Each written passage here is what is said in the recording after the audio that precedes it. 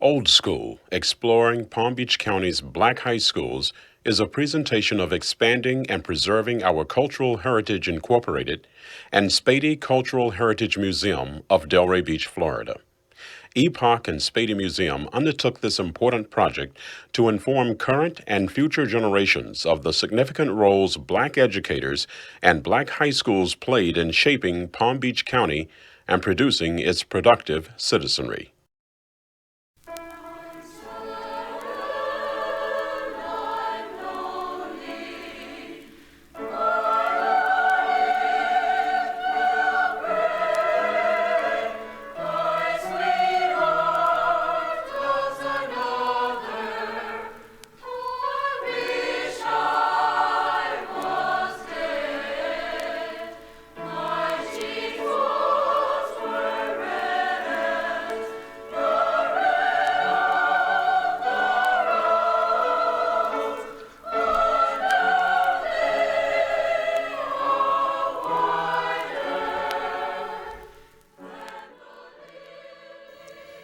The phrase old school is almost a mere meaningless cliche today, but the true sense of the phrase means a great deal to those who lived during the era it describes.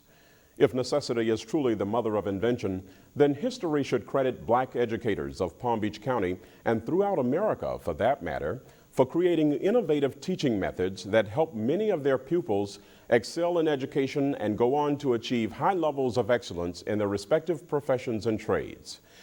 Despite disparities in the Palm Beach County school system that left black educators underpaid and black children with far less in learning materials and facilities than white students, blacks rallied decade after decade to give their children the best education possible.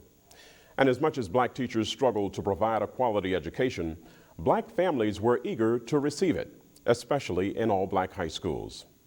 Conventional historians have omitted, ignored, even distorted the accomplishments of black high schools, but in this presentation, you'll hear from both those who improvised to give Palm Beach County's blacks a quality education and their former pupils who benefited from it. We hope you'll enjoy Old School. Prior to the 1970s, compulsory education was as much a pillar of Palm Beach County's black communities as the church. In fact, black high schools were in many respects woven into the social fabric of the community. We had a good time. We really had a good time. I think time was better to us than it was to ourselves, if you understand what I'm saying. We had good times, man. We really had good time when we was in school. Kennedy was our high school.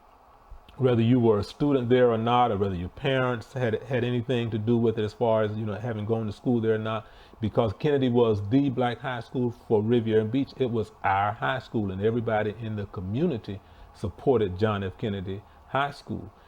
That's just the way it was. And the same thing in West Palm with Roosevelt, same thing in Belgrade with Lakeshore, and Delray with Carver High School.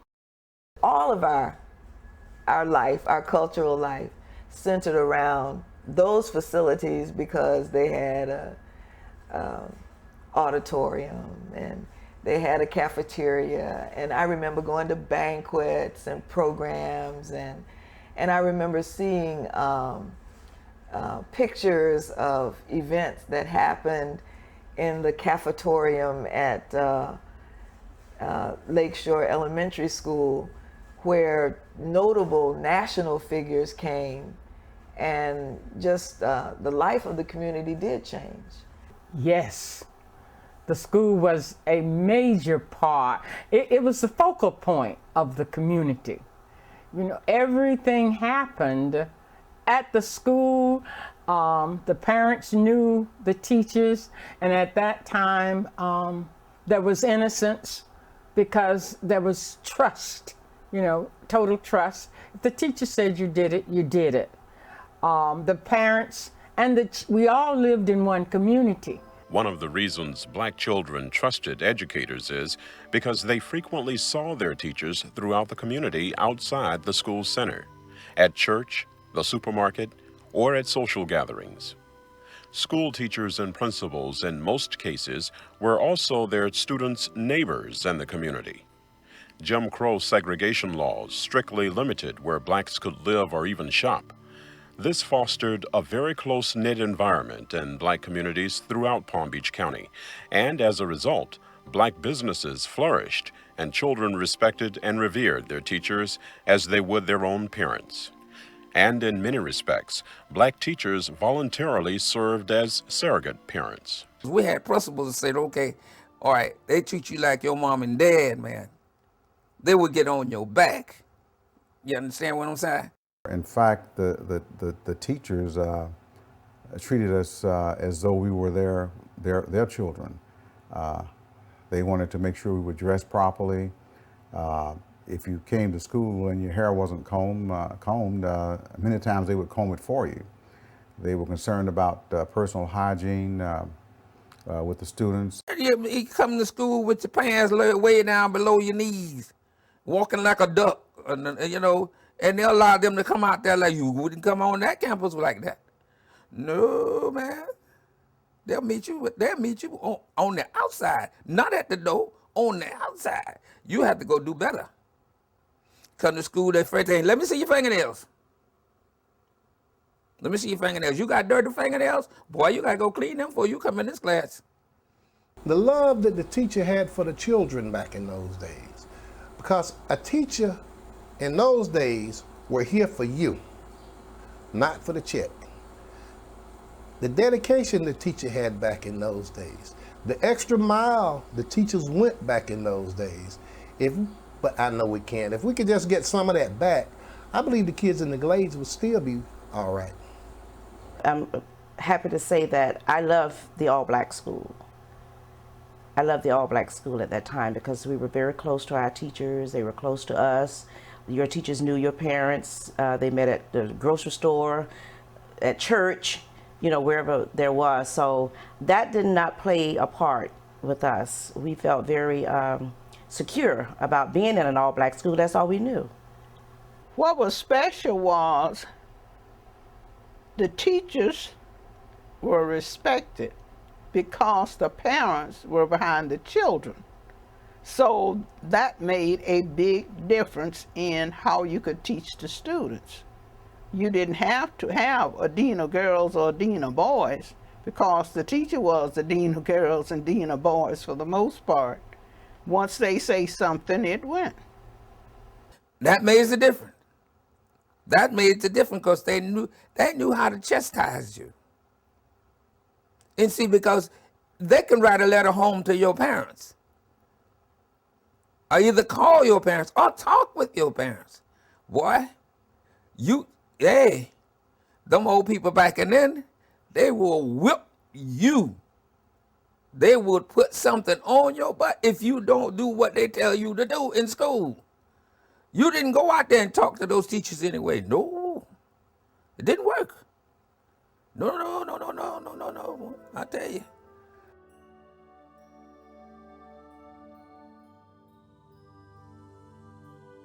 Palm Beach County's first all-black high school was Industrial High in West Palm Beach, founded in 1914. Industrial's forerunner was known as School Number 1, established in 1894. Initially, Industrial High drew students from throughout the county, including from Delray Beach, Jupiter, and the Glades, and some students traveled from outside the county. I do know that one of our young fellows who, one of the young people who graduated from high school with me came from Indiantown. And the reason that they moved from Indiantown was precisely for that reason, because they were not getting the type of education or allowed to remain in school for the number of months that their mother felt that it was necessary for them to get some kind of education. There were students who came from many parts of the state to attend our school because there was no other high school in Palm Beach County. I don't know about Martin. There was no other black school. That's right.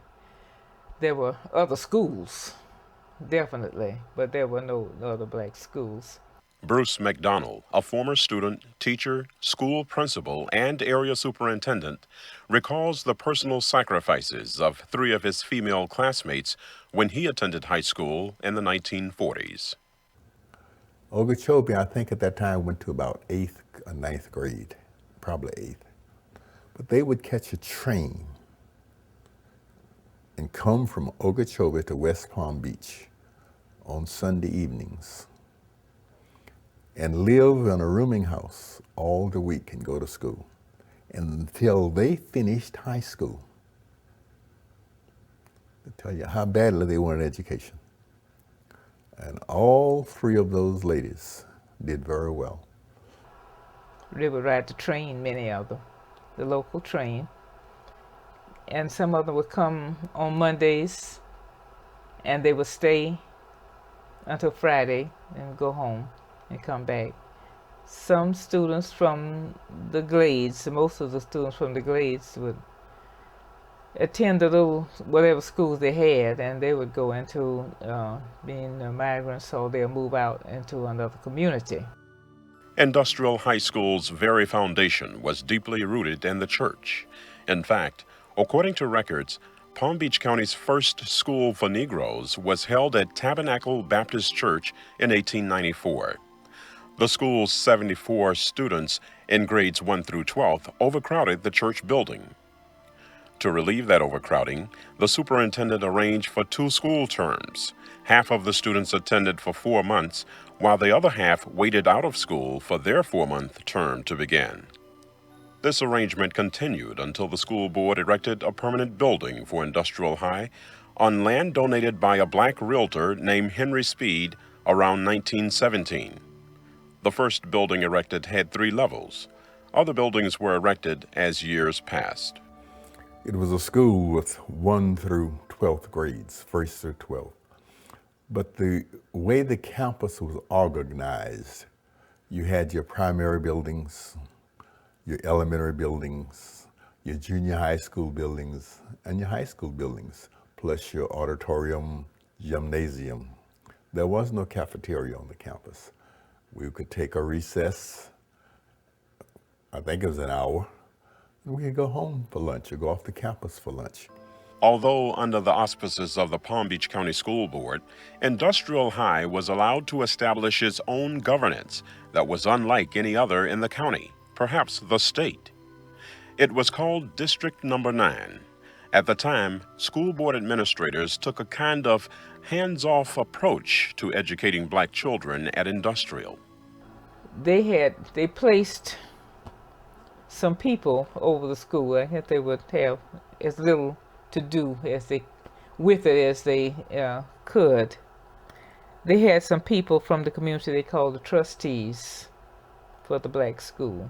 Of course, we were a part of the Palm Beach County School District, naturally. But we had our own, we were a district within that district, within the Palm Beach County school system. When Palm Beach County broke away from, I wouldn't say broke away, when Palm Beach County was set aside from Dade County, there were school districts established, but there was a unique district, and I don't hear much about it, called District Number 9. And all those trustees were black.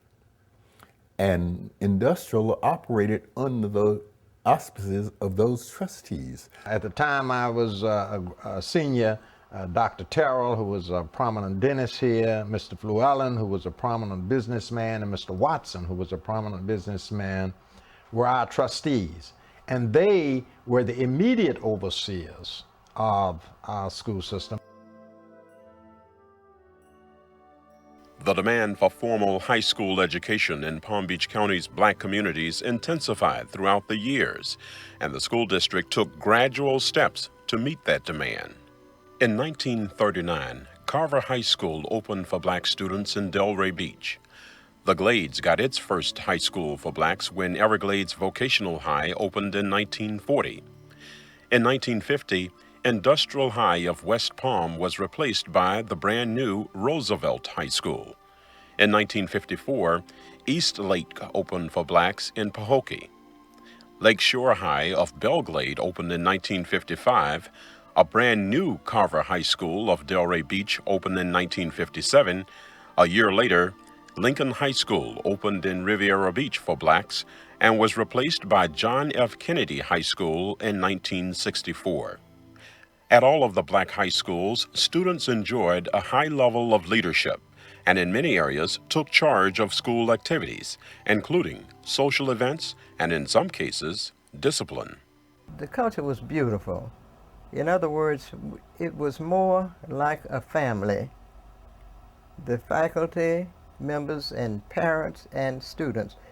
In other words, we were a family at Roosevelt High School. And that's the way it was with most of the high schools where all blacks were. There were always activities going on, and the community looked forward to all of those activities, such as parades, concerts, musical concerts, and plays and so forth. But we were very close, a close-knit family, the entire community, which I enjoyed, and everybody else. You looked forward to going to school. The students it was a very good relationship. Everybody, they were friendly. You didn't have any of that hostile feeling in school when you went. We all worked together. If a student was not doing well, the others would try to help that student improve on their grades and so forth. One of my fondest memories is prom, because that gym became a wonderland. One of the best times was homecoming. We had our football games, obviously, and homecoming was a great time for the community because everybody was involved. Everybody who had a kindergarten or any kind of club, we had our parades, and we had a full-fledged parade at homecoming time. And that's one thing I really I miss that. We had our student body government, which made the laws and the rules and regulations. We had a court system. We had patrols. We even had defense attorneys, prosecuting attorneys. The students meted out punishment to other students for whatever they might have done. And you had to stay after school and meet the court in order to determine what your just punishment would be for whatever infraction you had committed. Oh, Carver High School, dear, how well we love thee.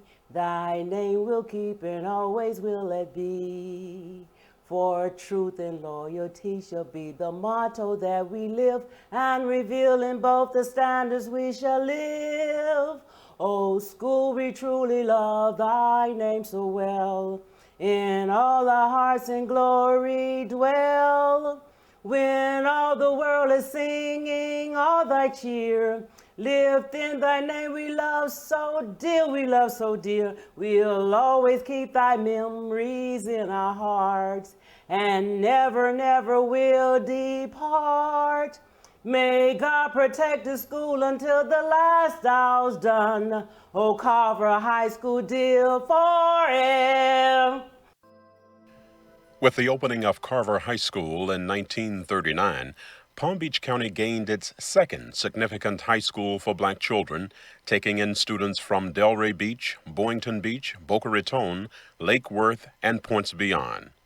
Like Industrial High in West Palm, Carver became the centerpiece for Delray Beach's very close-knit black community.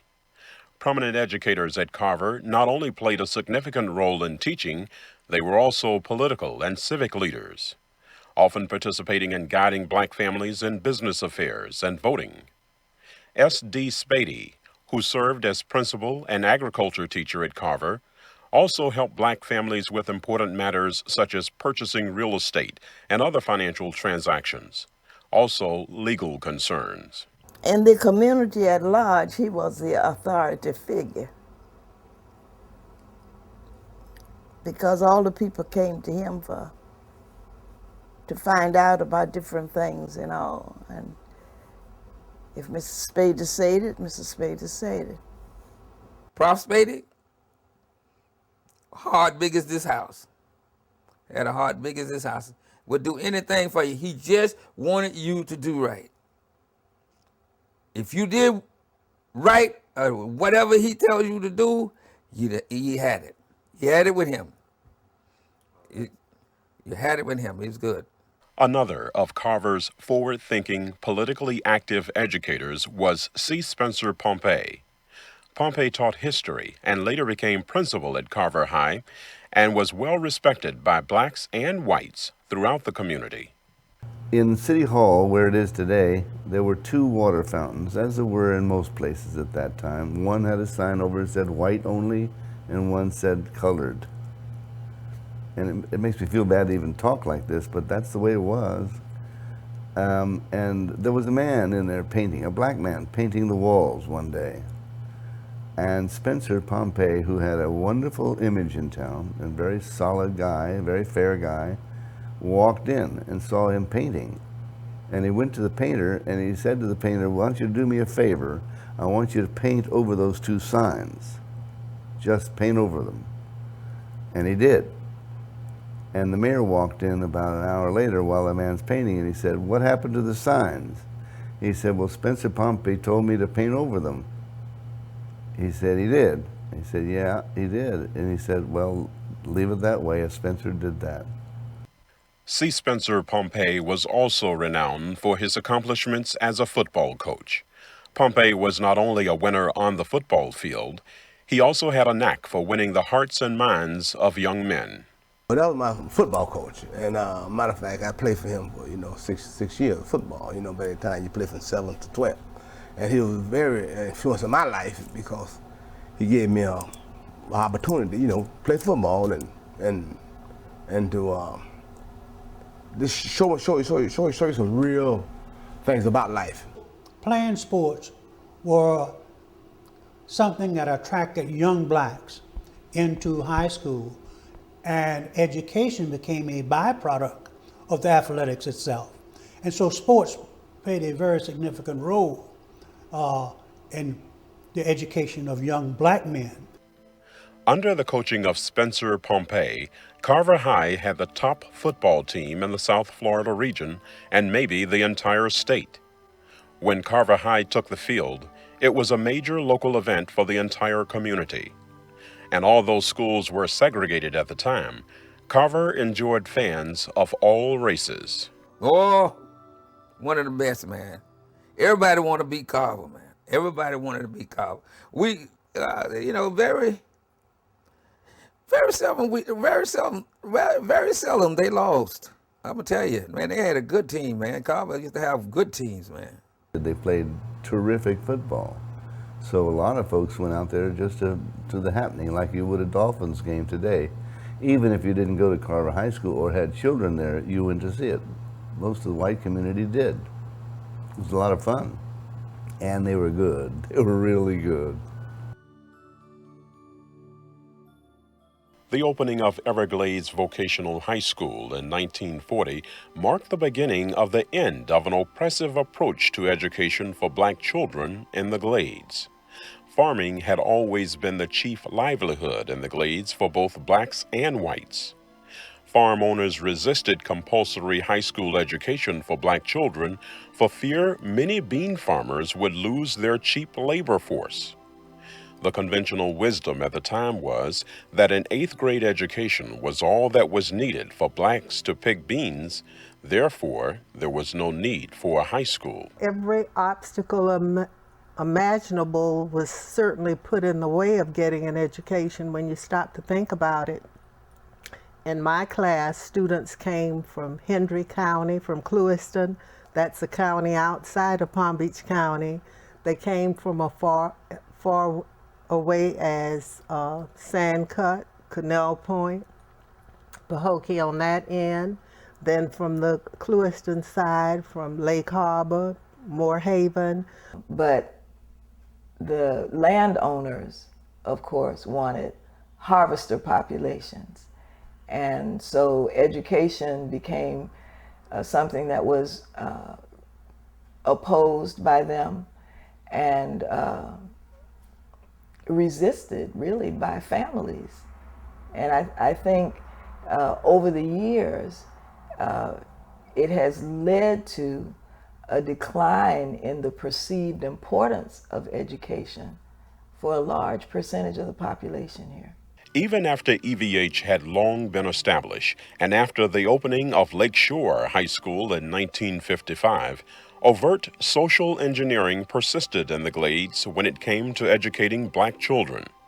And history shows the Palm Beach County School District was complicit in that social engineering. At harvest time, the district was in lockstep with wealthy farmers. I can't say from documents, but I can say that it appeared that way. And I can say that if what happens in our community now is any indication of what was happening back in the 1930s, then that certainly is the best explanation for why schools didn't develop at the same rate on this side of town that they did on the other side of town.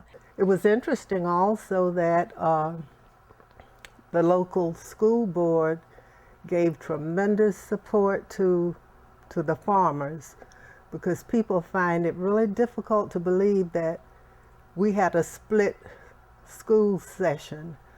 When it was harvest time in the Glades, our school was closed so that we could work in the fields, and we were to make up the time in the summer, and that was just unheard of, because being a migrant town, most of the children would be gone upstate, and so there was just a real lag in education for the black students. They used to close the schools up so the black kids could go to the bean fields. But we formed a PTA. We had a lady who was quite an activist.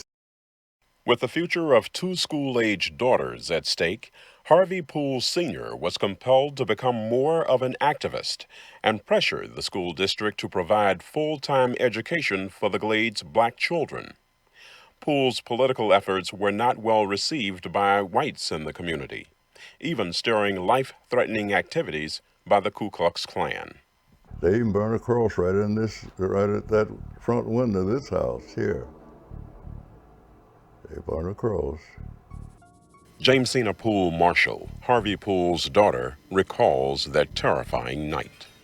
I can remember vividly the night that they came to the house to get him. And my mother kept saying to him, Harvey, don't go out, don't go out. First thing I did was grab my .38-40 and ran out.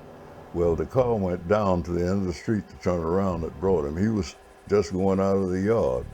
And of course, I raised to do that, and God Almighty, I've always listened to that small, quiet voice. He said, don't shoot, you're allowed to shoot the wrong person. And we knew that the car was filled with people, because we saw when they would pull on the cigarette, you could see that they were smoking in the car. And so there was that kind of intimidation for speaking out or trying to be involved politically. I didn't get any calls, telephone calls or things like that. But I think it was just to try to frighten me. But I don't frighten very easily, never have. Harvey Poole Sr. didn't scare easily, neither did several other black leaders in education. Black educators throughout Palm Beach County proved to be fighters, and the school district gave them plenty for which to fight. For decades, the school board continued and condoned its complicity in the social engineering of blacks through its education policies and practices. Although all black high schools provided a seam in the fabric of close-knit black communities, they struggled financially and lacked adequate teaching materials, while their white counterparts enjoyed the best education materials of the day. It seems that when I was in high school, we usually got hand-me-down books and other equipment. It was you know, was segregated, and we were not considered first class as far as receiving materials and books and funds and everything else at school. Normally, when we would get a textbook in the all-black schools, they had always been passed down from the white schools. So when we would get them, the covers would be ragged, and they would be in C and D condition. We would make fun about it. Say, oh, this one came from so, and I wonder who is this? And we see these names written on these. We knew we were getting old books. Textbooks and other learning materials left much to be desired at all-black high schools. In some instances, books were so obsolete they were almost useless. As a student, before I finished at Carver, we got the secondhand books. The atom was split, and we still had the book saying it had not been split. Their learning materials were secondhand, but the education children received at all-black high schools was anything but. This was due in large part to dedicated black educators throughout Palm Beach County who set very high standards for their students. We thought at the time too high. We used to sit around and talk, you know, who do they think we are, Einstein? I think it was the nurturing. In the all-black school, you got the nurturing, the caring. You weren't allowed not to do. You know, if you weren't achieving and if you weren't doing your homework or doing things you were supposed to do, the teachers didn't allow you to get away with that. If you had the ability and they knew it, they demanded out of you. You got the opportunity to perform. You got the opportunity to know your teachers, and in turn they knew you. Black educators refused to allow substandard materials to get in the way of the learning process, so they improvised in the classroom, going far beyond the call of duty to educate their students. Palm Beach County's early black educators provided students with a kind of nurturing that had far-reaching effects beyond the boundaries of the school campus. We had good teachers. You can't fault those teachers, man. Those teachers was on the ball. But they had what they had. They had to do with what they had. In my art classes, this is what I taught mainly. I gave them a chance to be creative. In other words, I would go downtown, back of Chris or McCrory's, those 10-cent stores, looking in the big bins that they had in the back in the alleys, and get stuff out of there, things that they would throw away, didn't use anymore. Fill my car up. There has always been top quality education at the high schools. We've been fortunate in getting good principals, and he's been fortunate enough, he or she has been fortunate enough to get good staff to get the job done. You take kids that just seem to learn. Black teachers really went out to educate our children. They did everything that they thought possible, even dipping deep into their own pockets to provide materials for them to work with. And to me, I guess just because I was never in an integrated situation as far as my schooling was concerned, I feel as though we got a better education. The curriculum set forth by the school board for early all-black high schools also reflected social engineering. Black children learned basic reading, writing, and arithmetic, but expectations as far as the school board was concerned was that black children would not advance beyond blue-collar or agricultural work. In fact, West Palm's Industrial High School was so named because of those expectations. We had home economics, and there was a building at Industrial. They built one building for home economics, was on one side, and industrial arts was on another. The boys took industrial arts and learned how to make things and how to use the tools and those kinds of things. And the girls took home economics. For young men working in the fields, if they didn't work in the fields, they were expected to be a carpenter or a plumber or a mason and work for someone who did those things, not to own their own business, but to learn the trade and to be available as, in a labor pool to people who own businesses. At Industrial, there was a house, a cottage. The teachers, single female teachers, lived in it. But during the day, it was used as a training technique in addition to the rest of the home economics department for the girls. In the shops, they call them manual arts shops. At Roosevelt, we had auto body paint, cabinet making, and a carpenter cabinet making, trowels trade, bricklaying and plasterers, auto mechanics. Just as they did to make up for shortcomings in teaching materials, black educators improvised to provide a better curriculum, especially at Industrial High, where the school had its own governing body. Businessmen and tradesmen also helped shore up black education by using their skills and professions to offer black children more advanced studies. They were creative teachers. Mathematics, all those formulas about square, this and whatever. But the carpenters taught us, that's nice, you learn what the teacher says, but if you really want the square feet of a room, son, just multiply side times side.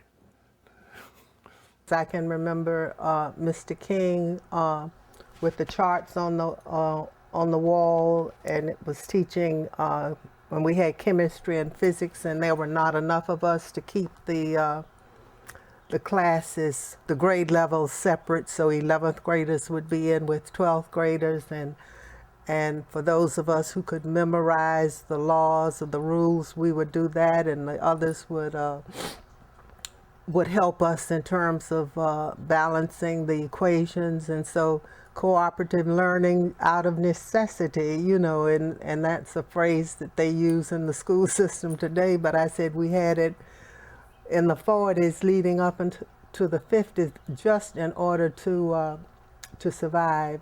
Palm Beach County's early black educators urged their students to look beyond domestic and handiwork and set their aspirations on higher learning. Black teachers, in many cases, prepared their students for college. Their objective in high school was to try to prepare you for college. So they sort of went out of their way to make sure that we had the proper material, that we knew about testing and about colleges and universities, and that was very important because they were proud of that number of people that could go to college and do well. We heard about different ones somebody would want to go to Fisk, someone would want to go to Morehouse, someone would want to go to Tuskegee. We heard about all these schools, and many of our students did leave Industrial High and they would go to college. We had students that when they left our high school, they went to college, and a number of them, at that particular time, they didn't have junior college like they have in Palm Beach now. So the kids had to go away to school. And parents made the sacrifices for kids to go. When many of those students arrived at college, they didn't have to look far to keep in touch with some of the same high school educators who nurtured them and encouraged black students to seek higher learning. I went to Bethune-Cookman, and when I was there, I noticed that on weekends, all these people would come in, these teachers would come after school, and they were trying to finish their last 2 years. And when I looked and saw some of my teachers, I was totally surprised.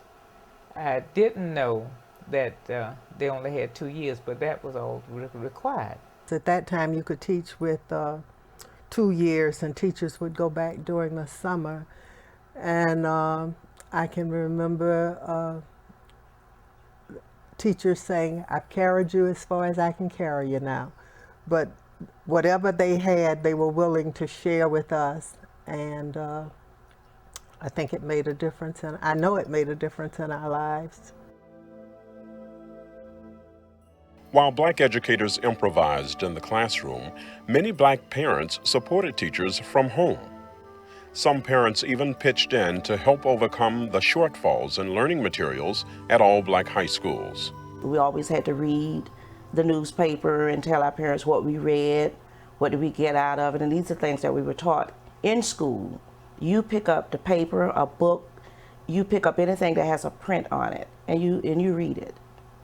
You travel through the books that we were given. My mother would make a big pot of soup so that everybody could eat, because that was certainly before the age of cafeterias or eating places. And we would have as many as 6 or 7 spending the night at our house if they were going to play basketball or participate in a school activity that night. Your learning starts first at home. And my mama was like this. If you didn't learn, you embarrassed her because you ain't got no home training. And it was something for your mother to say you didn't have no home training. Because even though she may have had only 6th, 8th grade education herself, her children were gonna have home training. And then she said when she sent you to school, you're there to learn. But not every black family in the so-called village could afford to participate in their children's education. Many African-American families were migrant farm workers, and their children were often forced to leave the classroom to support the family. Some children even traveled great distances with their families for the bounty of the fields. I had 15 brothers and sisters, man, and we had to eat. And the only way that we could survive was to leave. My mom had to pull me out of school in May. School didn't close till June. May, I'm already up north working on the farm. When June come, I'm already gone. We worked in the summer as migrants. We used to travel. We used to leave Palm Beach County in April, May, and we didn't get back until like November because we would be traveling as a migrant family. New Jersey, Philadelphia, Pennsylvania, New York. We went to Maryland. My sister, I left a sister in Maryland. She got married in Maryland. I left a sister in Philadelphia, brother in Philadelphia. He got married in Philadelphia. I left a sister across the bridge in Camden, New Jersey, where she got married. All of these places we was up there and we farmed. During the era of all black high schools, financial hardships also took a toll on some black teachers. The salaries for African-American teachers were meager in comparison to white teachers, so the lure of much-needed extra cash also drew some black educators to the bean fields. I picked beans even when I finished college in 1950, and I was teaching school at the Carver High School at that time. My salary in 1950 was $2,000 a year, $166.66 a month. When taxes taken out, I had about $143 left per month.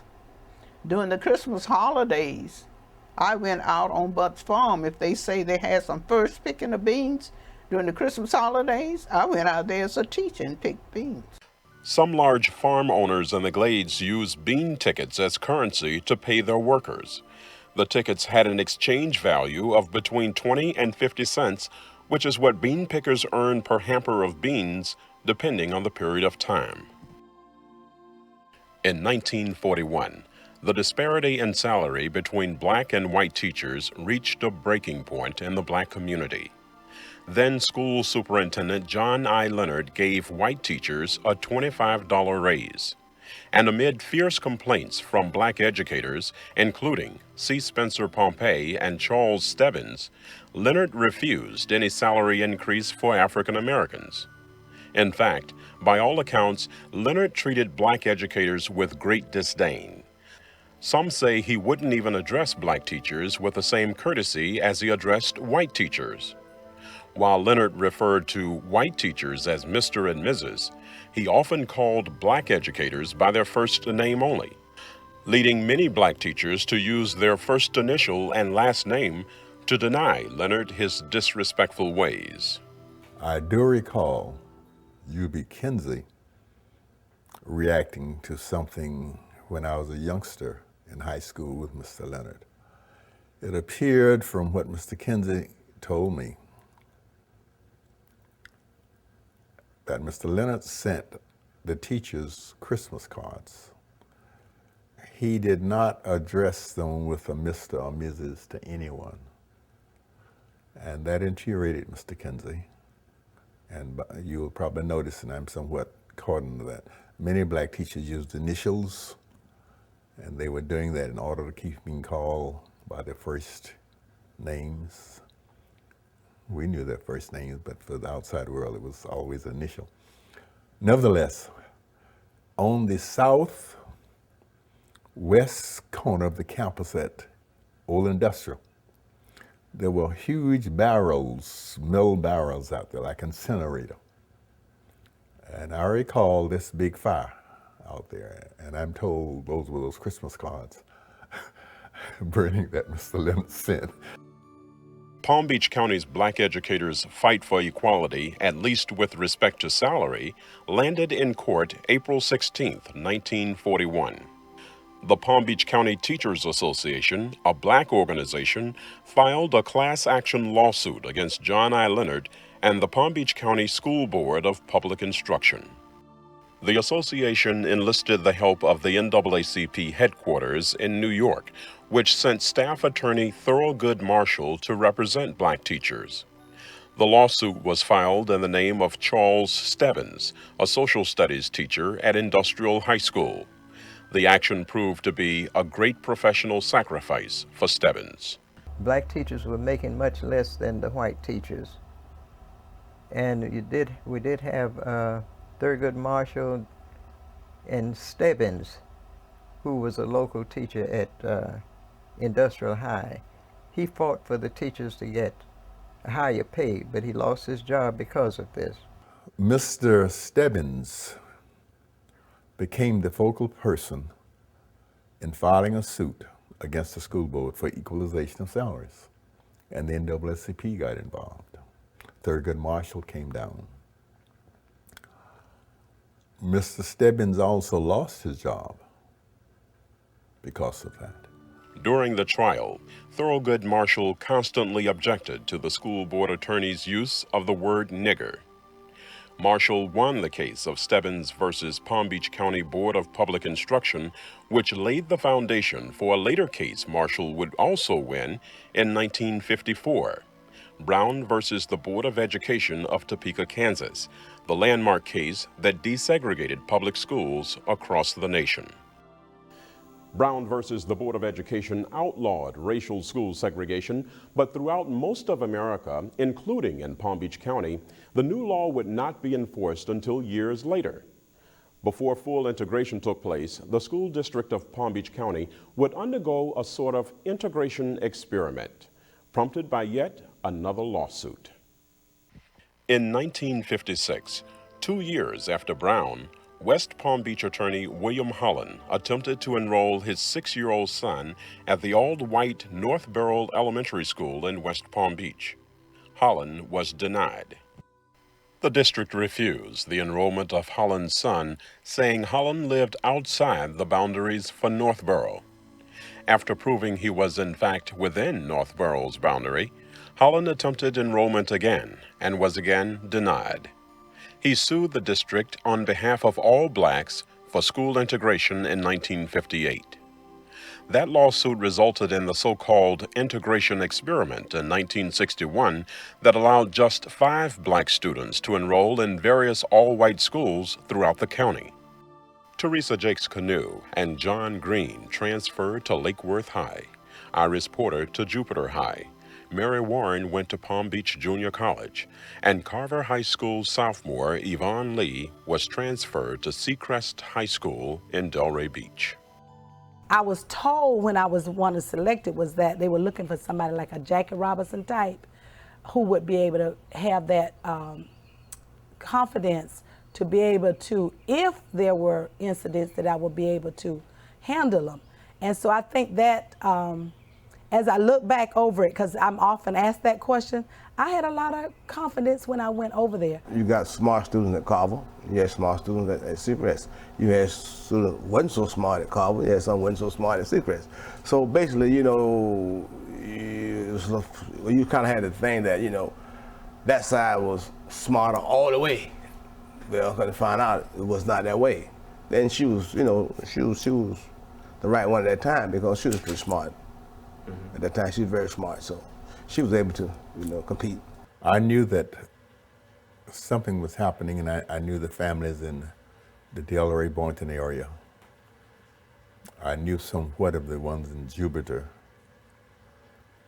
Those children had some difficulty, but it's also my observation that sometimes if you can get over the initial shock and the persons have the stamina and the personalities to ignore a lot of the flack that's going on around them, they can develop a kind of respect. I did have, you know, minor incidents. I could hear the word nigger, things like that. My PE teacher just told me that I shouldn't even try to go out for a cheerleading squad because I was very involved. They wouldn't allow me to be in PE the first semester I was there, and that really hurt. And I went to her later, and they did change my class because they thought perhaps I would get beat up. Generally, I believe at Seacrest they accepted it pretty well, and the students were at Seacrest were sort of prepared for it, and they were told and what was going to happen, and that they must handle themselves in a certain manner. So there wasn't any serious problems, I don't believe. At age 15, Yvonne Lee had no idea she was making significant history when she left her beloved Carver High School to integrate Seacrest High, but she did sense that many in her community were depending on her. Lee adjusted and performed well in her new environment. Eventually, Carver and Seacrest would merge and form a new school, Atlantic High in Delray Beach. The late 1960s and early 70s marked a significant transformation of Palm Beach County's black communities. Full-scale school integration was well underway, and while for the first time they were learning from the same educational materials as white students, many black students initially had a difficult time adjusting, unlike the 5 of the integration experiment years earlier. Some believe black students no longer enjoy the same level of nurturing to which they had grown accustomed at all black schools. I was teaching at Roosevelt High School when integration came about. And our kids went into a foreign land. And they didn't have all the teachers. They had 1 or 2 teachers because with integration, the first thing they did was siphon off what they felt were the best of the black teachers. And so they were siphoned off and placed at different schools. There were faculty members who taught for the length of time the class period was to last. And after that, if we had extended periods, it seemed as if they didn't care whether they taught or not after that regulated appointed time. I don't mean to say that 100% of the people who come into this community to teach our kids are uncaring or don't, you know, that's not what I'm saying. But there are far too many who carpool in for the first bell in the morning and then carpool out as soon as the last bell rings and leave the children at a very impressionable time in their life. Those teachers that come in here, they were not homegrown. They didn't have the love, they got the paycheck. The original teachers had the love, And you know they weren't paid that much back in those days anyway. Total school integration brought with it a blending of black and white cultures. A debate over whether integration was a benefit or a detriment to the black community would persist for decades and still persists even today. It was not good. It sent our children into foreign lands. It sent our children from this nurturing, from this closeness, from this knowing everybody, to strangers. Imagine children living on Sapodilla going to Purdy Lane or something like that. But I think that was wrong too. That was a horrible hardship on children to do that. I think when that thread began to, I think it began to ravel at the point of integration. And most people see it as, well, you know, you're going to have better things. Now that's true. And that's true. But you know, when they integrated, they pulled all our best resources and placed them in the white schools. The teachers. The teachers, our best resources. So, and I don't think we got the best white teachers. I get criticized about where I live sometimes. But you see, many of us saw ourselves as pioneers. But I have former youngsters, former students, who accuse me of having abandoned them when they needed me the most. I don't know how to handle that. It gets to be quite personal. People forget that they're the ones who fought for this integration. White people did not come and say, we want some black people in our school. It was the black community who said we should integrate because they thought that it would be better for our students. And I think many of them may have forgotten that part of it. We're the ones who filed the lawsuit. We're the ones who said, I want to go to this school. I've had some young people to ask me, well, how could you be tricked by integration? But basically, the thinking was that, hey, the people with the power had to have the best. And if they have the best, then I certainly want in on this. And the best way to get in on it is to integrate it. And so, hence therefore, I'm for integration. You say, I think that was the way, but in hindsight, looking back, you realize that a lot was lost as a result of that. In my opinion, we lost a certain level of morality that we maintained in the black schools that I don't think was at the white schools. Personally, I hate making excuses. And being in the system, we have made a lot of excuses. And yes, there were those who fought integration, but I remember those black citizens who stood up and said we needed to do this. There were both positive and negative effects. The positive effects, I would say, would be that it truly provided more opportunities for all of us. And when I say more opportunities, I mean that your opportunities are on an equal level. They are there. If you don't take advantage of them, that's left up to you. You can't say it wasn't offered to you. However, I do say that in some instances, some of the children got lost in the process. It's like most things. It did a little of both. For some students, it helped. For many, it hurt. I become concerned about the lack of motivation for many students. Nothing basically wrong with their brain, but for some reason they've lost hope, motivation, and why I'm not certain. That concerns me. Through the years, other issues arose, including unfair busing of black students. Many people felt the school district regarded black communities as a mere warehouse that supplied black children so predominantly white schools would meet integration laws. And some blacks were further disturbed by what they felt was an overall negative treatment of blacks at schools in white communities.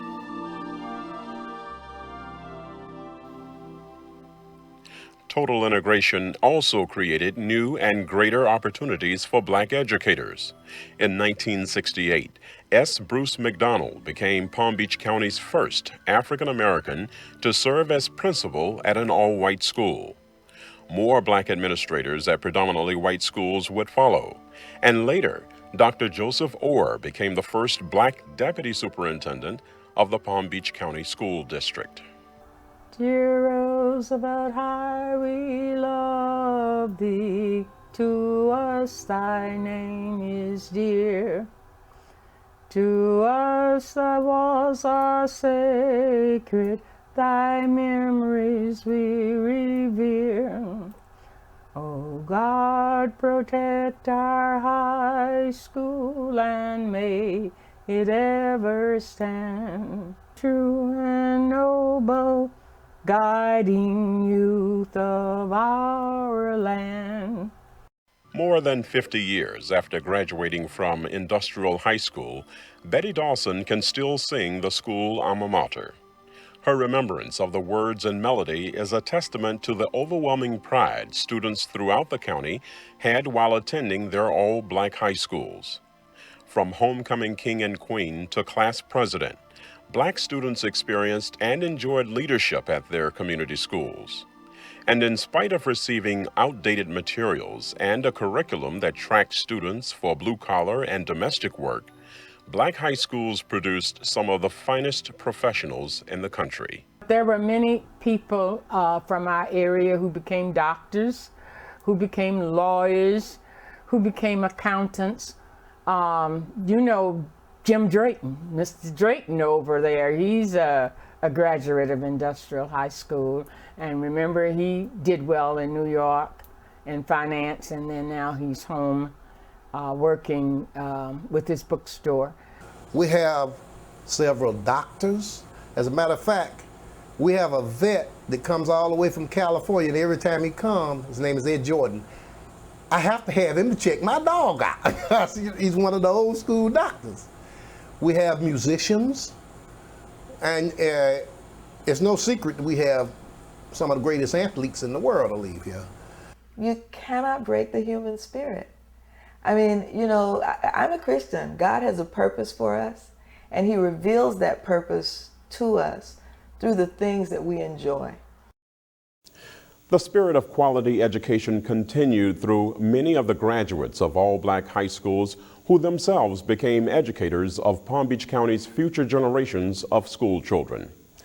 This presentation is but a snapshot of the great accomplishments and the difference black high schools made in spite of their struggles. And while it falls short of telling all of the great history of Palm Beach County's all-black high schools, we hope it serves as an inspiration to today's school children and future generations of all races. Thank you for watching Old School. I'm William Jiles.